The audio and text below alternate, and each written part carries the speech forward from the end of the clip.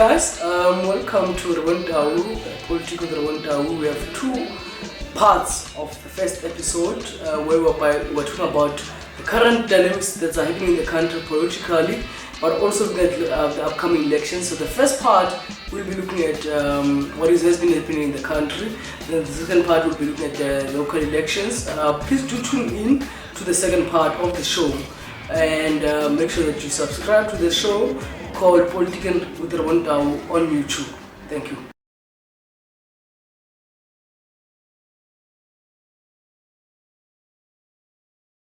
Welcome to Political with Rwandau. Today is our first episode. This is going to be a nice show in terms of political content that we'll be giving to the people of South Africa, but also worldwide. Today I'm chilling here with Nezo Seboekwa and Oliver Dixon, and we'll be just catching up on what's happening currently in the country. We know that local elections are coming up, but also with what has happened in these past few days. As we've seen, guys, we've got what we call in the ANC the Step Aside, which the Secretary General has was indicated that he's got 30 days to consult, and if he doesn't step aside, then the constitution will kick in. But also you've got a lot of people in the ANC, some who are charged with, for people like Zandile Gumede, who's apparently also in court, who's an MPL.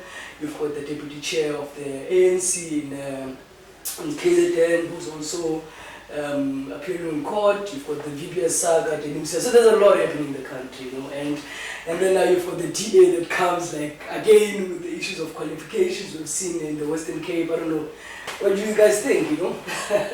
Yeah, I mean the ANC one is the Step Aside one rather is interesting because it's not just about the fraud or corruption. I mean it's wide, the implications. So even if it's criminal offences outside of corruption, i.e. Assault or whatever the case is, if you have an ongoing court case and you've been charged, you need to step aside. I saw the Secretary General was saying not too long ago that if there's even a rumor, you must just step aside. And I think it was just he was poking fun because you know that there's many people, including the president himself, when there are rumors about allegations and are not formal charges. But I'm just saying it's really wide. It's not just about the corruption, and it's interesting about what are they going to do in terms of replacing those officials and continuing to run beyond that. I mean, you think that you put up deputies potentially, but I mean, I think it's more complicated than that. So it's going to be interesting to see, because if it was just a few corruption cases, sharp, as you've just pointed out, it's wide and it's across regions and across. It's going to be interesting to see how you get this big ship to keep going when you bring down so many operators. For me, the Step Aside thing is very interesting. Its history finds itself in Zandile Gumede, actually, who at the time was the mayor of eThekwini, right? The conversation there, we cannot have cadres who are implicated in corruption be in government. So those who are in government must step aside. That's where it started. And then it escalated itself into, no, those who are office bearers, even in the ANC, must step aside.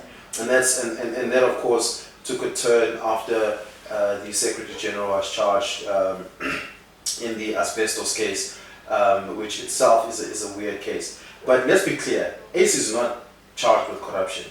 There's no such charge Ace Magashule is facing today. At best, he's facing a charge of dereliction of duty, if we were to really look at the nature of what's going on. But because that asbestos case is so charged, it found its voice in the Zondo Commission, and there was the years ago Peter Louis Myberg of News 24 at the time published a book, Gangster State, and there was an entire chapter dedicated towards the Ego Files. We would know, of course, that is in relation to Ignatius, who was a business partner to Black Hat Solutions, Edwin Sodi, and all of that was going on. But so many people are implicated in that. It's not just Ace, right? If we really go deep into it, it's Nomvula Mokonyane is deeply implicated in that, in the asbestos case. And so it became about that. And so it's like a question of, okay, so if you're an ANC member, do you step aside from the official position you hold in the organization, pending an investigation? And that's how it got here. But it's convenient for those on the other side of the factional divide to create the impression that Ace is facing corruption charges. That's not at all the case. In fact, the Deputy President, Didi Mabuza, himself is in court and will be appearing in court in May. And that is in relation to his case when he was in Mpumalanga Premier and they repossessed land from Fred Daniels unduly so. And Fred Daniels dragged him to court, and that court battle has been going on for years, and now finally it's being litigated in court. And again, the Deputy President there again is also being charged with dereliction of duty at best. And so there's two things happening in the step aside. It's like, step aside if the NPA had declared we are going to prosecute. That was the first standard we had heard of. Then it's like, step aside if there's a case number at a local police station against you. That was the second level. And this is what we saw this past in the last 7 days was some white guy in the middle of nowhere who claims to be a South African Reserve Bank shareholder popping up and saying, actually, there's a case in the Free State where Shanduka got a contract from the Department of Basic Education, and Shanduka unduly got that. It was a tender that was never advertised, but somehow Ramaphosa got that. And at the time, the CFO of the department was a trustee of the Ramaphosa, of the Shanduka Foundation, and the MEC was also a member of the Shanduka Trust. And so all of these things are coming up, but the bar for who needs to step aside keeps dropping, and then it comes to a point, even if there's a rumor, you must step aside. And this is opening itself up to very ugly politicking in the ANC, because anyone can just jump up and point a finger at anyone without any substance. Absolutely. And they then have to step aside. And so the ANC is eating itself from the inside with this. And it would be interesting to see, because I do think that the constitution of the ANC will have to kick in. Their own disciplinary processes don't even make room for anyone to be suspended on the assumption of guilt. There's no such thing in the ANC constitution. So it would be interesting to see what happens. 2570 of the ANC constitution, which I think the ANC... Which, by the way, Khalima Mutlate just took that out of nowhere. He just removed it. No, it's there in the constitution. It's back? Yeah, 2570. 25.70. It says once you appear in court, you should be suspended immediately. No, it's fine. Sure. It's just, when was it? The resolution is 2017. No, I think there's two things. Sure. There's the step aside resolution. Yes. Then there's a constitutional amendment. Right. Now, Go ahead. Now that amendment at Mangaung disappeared. yeah, but in Nazareth, a prop up after Nazareth.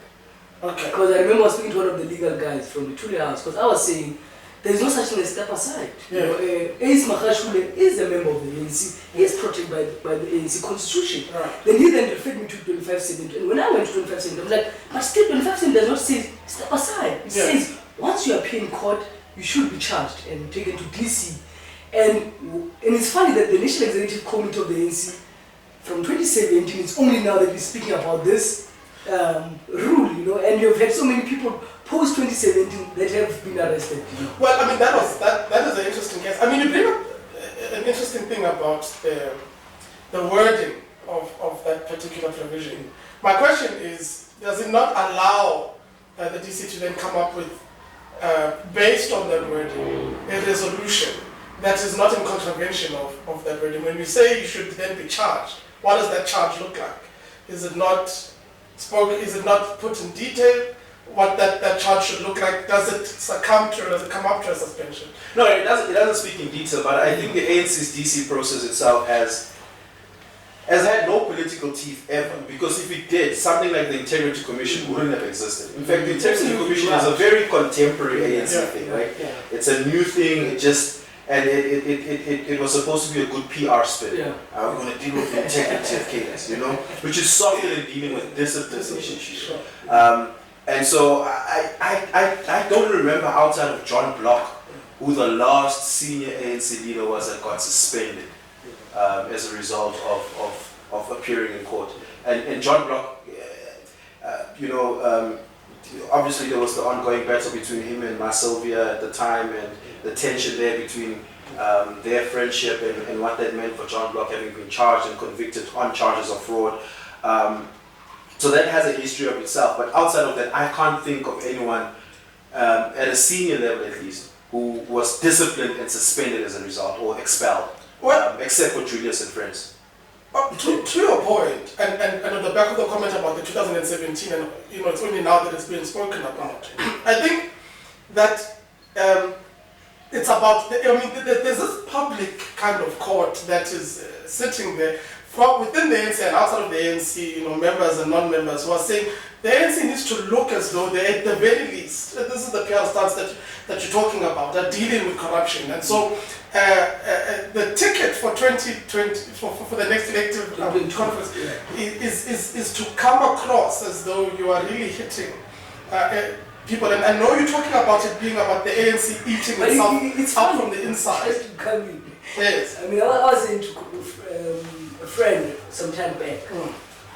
That Ramaphosa, when he's running his campaign in 2017, going to 2017, was more about anti-corruption. Yes, you bring that and now, on the eve now of conference again, now this thing now is coming back, He needs to bring up that card now because it's the card that he came in on.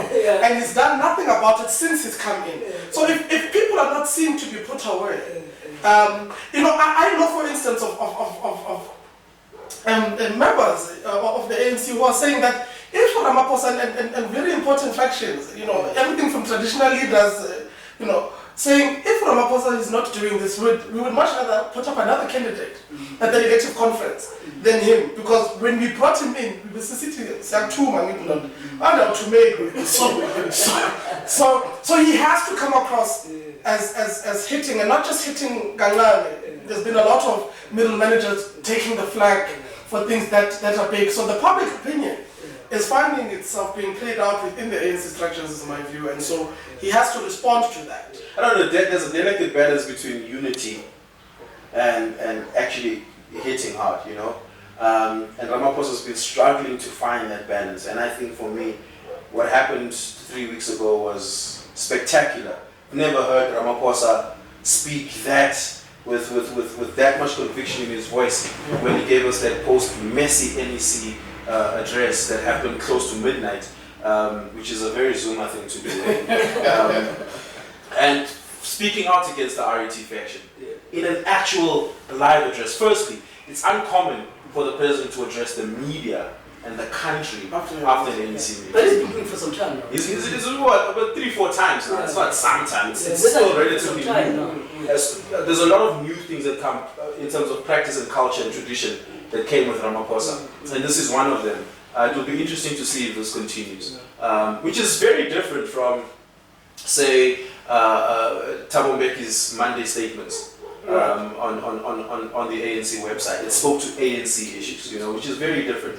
So Ramaphosa spoke hard against the RET faction, which means that he's willing and ready to take the fight on. But he also he raised his voice quite a bit at disunity, and then it's like, you can't speak of those two things in the same. Something has to give. You can't want to unite with the people you're speaking out against. Yeah, I mean, like you said, something has got to give, and I think the statement that he made that day was actually quite emphatic about what it is that he's going to do. I think he made his priority very clear. One of the things that have been talked about is that, he just simply needs to bite the bullet, because the factions are clear and they are there, and there's this almost brinkmanship thing going on between the two factions, and one is waiting for the other before the other hits. And I think Ramaphosa has been very emphatic to right, I'm coming and I'm going to hit, and then we will survive. And whether that means I go down as well, the ANC, he kind of needs to decide. Am I putting the ANC above my presidency, or am I putting myself above the ANC? And that comes down to being emphatic and clear and decisive. Or am I going for unity? Or do we need to have a moment of reckoning where the chips do fall, and then we see where they fall and we pick up from there on in? And my sense is that he's going to go for the risk, and it's been clear that people need to be suspended. People's but that's what I'm saying to you. The timing of it, it's just on the eve of conference, because remember, unfortunately the ANC, last year COVID happened, they were not able to go to their NGC, which NGC by the way would have given us a sense in terms of the numbers, because isn't it now in May? Yeah? It's now in May. You're saying that, but I don't think it's possible. People must see. In December. Yeah, so but NGC is definitely happening. But not in May. because BGMs are not set throughout the country. So Okay. you need to have BGMs where Right. delegates are then elected, that will represent their branches, and that has not happened in the process. Right. You know, yes, there's been like discussion documents that are that. But one thing about NGC, it gives you the mood in plenary. Actually, who's got the numbers? Yes. You know, so the battlefield now is on the ground, and this very normally is the time that as you prepare now for conference. Because once you, let's say you have the NGC in December, January you hit the ground running because now you're going to police conference in June, and then elective conference in December. So now is the time for battle lines to be drawn. You know. The ANC has too many balls in the air, unfortunately. Its strongest foot soldiers, which have always been the Youth Alliance, are now themselves trying to find leadership. Hopefully that happens this year. Then there's also a local government election. So when BGCs are sitting, there's also the factional internal battles of who are we putting up as ward councillor here and there, and mayor here and there. And so there's also that battle going on in tandem with the battle of what's happening at the top. And on top of that is an NGC. There's just too many balls in the air, and you have to be, I think, a political magician to have your eyes on all of them and all at the same time and make sure you come on top of that. So somewhere someone's going to lose along the But also you have the DA on the other hand, which also is facing challenges. You know what's interesting about the DA? Yeah. Is that it's so undemocratic. In the DA, they can suspend you summarily overnight. And in the ANC, we talk about processes. Even in the DA, to become a ward councillor, for instance, local government, what I find interesting is that you go through a series of interviews. Right. It's not a Democratically. yeah. We're not just now we're voting for Yes, you. No, yes. to become a ward councillor, you sit in an interview, like a job interview. Right. That's really how it happens. There's no democracy in it. And so I think the DA is going to be a lot more prepared for the local government elections than any other party, just because of how easy it is for them to put up a candidate. But look at what is happening now in the Western Cape with Bonginkosi. Yeah, I think that's also very interesting. they're not going to lose. Bonginkosi has never had any sway in the Western Cape. Any sway. They're not going to lose I agree anything in with the you, Western Cape. but what I'm saying, because it was first the Musimerman that left. Sure. Then you've got Tony, Leon comes and says, Musimerman was an experiment. The reality of the matter is that blacks who used to support, I'll give an example like in Gauteng, like the decline is coming. I agree with you, in Western Cape, I mean, if you look at Patricia Gillette left, there was no impact after she left. I mean, there was a 2% impact. Not really, because if you check, she actually came with 1% when she came with ID. So, I mean, we thought that the current vote would sympathize with how Patricia Gillette has been treated, the DA in the Western Cape, and the current vote still went to vote for the DA. So you are right, but throughout the country, I mean, I'll give you an example. Pretoria, and the issue of the Freedom Front Plus, you know, the DA, I think they're going to see flames in Pretoria because the African community that historically had been voting for the DA, and now they feel that, you know, Freedom Front Plus is actually, and in the last elections, we saw the two extremists, which was EFF and Freedom Front Plus, actually growing, you know. 5% from her speech, and look at the decline of the DA, it was proportional to how this. No, but that was a national government election. Right. Remember, the DA hit its peak in the 2016 local government election. By the way, Musa was still the president at the time. The DA hit its peak because it really hammered the ANC. What happened in Pretoria should never have happened. But they didn't lose in Pretoria. They didn't lose, people just didn't Just rock up. turnout. Yes. You know, but they still And kept this is the because historical. this is because the branches told told the leadership, we don't want this candidate you're putting forward for us. We reject this candidate. And the ANC went ahead and were like, and the people said, okay, then we're not going to vote. What that should never have happened. But what's interesting for me was Mukhale City, that shift there, because that was an ANC stronghold, and overnight that just disappeared. And they have, ANC has Mukhale City now, but remember Mukhale City started in the hands of the EFF and the DA. And local government elections are really interesting for me because if you compare voter turnout and voter patterns in, say, Gauteng East in a national government election versus a local government election, Mzwande Masina would be president of this country. Do you get what I'm saying? Sure. He's the only mayor, by the way, in the country who's in a coalition government and has been stable since 2016. There's Right. a lot of threats, you know, to Yeah. the AIC. But I wanted to come to that is, Yeah.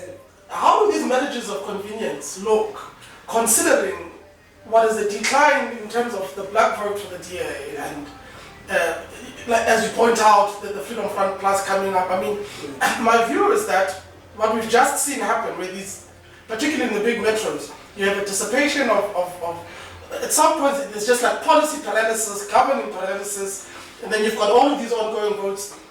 And then the ANC eventually comes out because it's the strongest and it takes it. And I wonder whether or not parties are going to be as willing to get into these marriages of convenience as they have in the past because they've been burnt and they can see Ubuti, this thing didn't work here, it didn't work. Not just, if it was one or two, but it's like more than one or two. Nelson Mandela.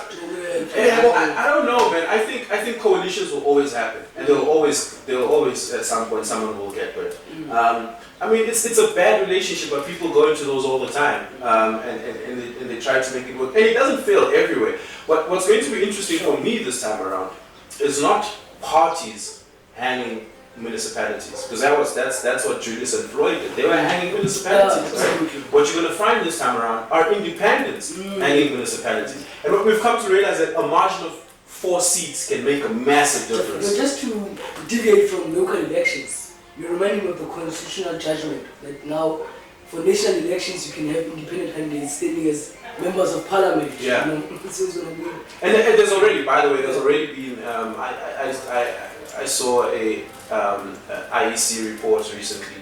There's already a spike in the amount of independent candidates that are standing and non-political organizations. Yeah. Right. So it's people who say, we run a youth group here, or we're a church here, or we're a business chamber there, and all of these groups saying we're not interested in the politics, but we will put ourselves up for the legislative process of our local government. And the increase in that, I think, will start hanging a lot of municipalities. And those people, independents, are more difficult to negotiate with than a party because there's no discipline amongst them.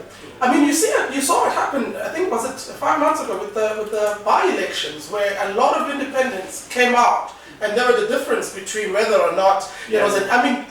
I was shocked at, for instance, how the EFF lost a lot of by-elections in Gauteng. True independents, some of whom left the EFF itself to stand alone, or the ANC to stand alone, and the ANC would lose to an independent candidate. So I mean, we are seeing that, and now the legislative room that you're talking about for independents too.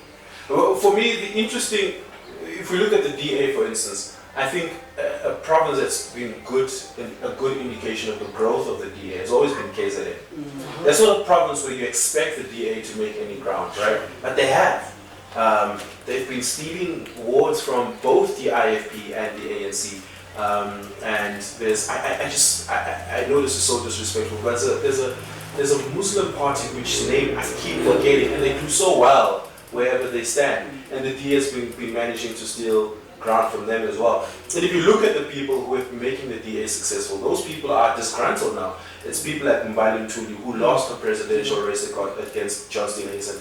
People like Nicole Graham, young and energized people in the DA who were doing the door-to-door.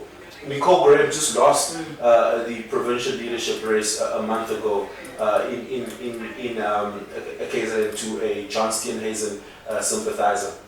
And so now the question is, are these young people going to remain behind, or are they going to do funny things like Mbali did on Twitter, saying she's starting a political party on April Fool's Day with a bunch of other people, or are they actually going to keep growing the DA there? And that's one example of where the DA is losing the energy that it had, which is in the young people. But also, You're going to see that in interesting Gauteng for as the well. ANC, also in KZN, because if you look at, since the ANC only took over in 2009 officially as the ruling party in KZN. Yes. Because before then, there was a coalition. Now with Zuma, after he left, then you see a decline, I think around 10%, if I'm not wrong, in KZN in the last elections, you know. And now with all these things that are happening, president for the Zandile Kumeda of eThekwini, the Zuma Zondo Commission, you know, and all this. And I was listening like the other day, the mayor of eThekwini, what's his name, Kaunda, he was speaking to a funeral and was saying, we must take over the ANC from Stellenbosch, because some have changed the ANC to Stellenbosch. It's very interesting, you know, the policies that are playing themselves. So, why interestingly though, Paul Mashatile did announce about a week or so ago that, or at least somewhere in the beginning of April, that Jacob Zuma will be on the campaign trail for the local government election in the ANC, which is something they excluded him from doing in the national government elections in 2018, and we saw how that turned out. Well, they need it, and they need to look like they're united. But You see, that's the like, thing. you must remember, even in the letter that Zuma talks about, you know, the one that he wrote that was leaked to the officials, that he wanted to introduce Ramaphosa. Yes. You know, so That's what you mean. And then the people will respond. But it's also because, there's some sort of stability, because for instance, the IFP has gone through a leadership change, and we are yet to see what that's going to look like when KZN responds to it. And so ANC can then step in and say, look, there's some sort of continuity. And but I was saying to a friend, the death of the king yes, and the Prince Buthelezi is playing a prominent role during that process. What does it mean for the IFP? You know, sure. So for me, I'm also looking at that point. He might get that sympathy, Zulu card voting with him. And yes, you're right. The issue of Zuma coming in shows a very interesting one. You know? Yeah, I actually didn't think of that, and Buthelezi did play a very, very critical role in that, you know, and he's now President Emeritus of the IFP, so he's not gone. He's still very much the face and the heartbeat of the party. So they might see a pickup in that. But the IFP has been steadily growing back since 2014. They lost 2009. It was terrible, and they did quite a bit to grow back. And as you see in Parliament, of course, the IFP has always had a real presence in Parliament, and that also dwindled. But now I see their parliamentary cohort is a lot younger than before now. And far more vocal. They far more vocal in a number of different, outside and inside the parliament, constitutional matters and yes. And I mean, it's a pity they didn't get the props of it, but the legalization of marijuana at the Constitutional Court was a legislative process the IFP had started. You know.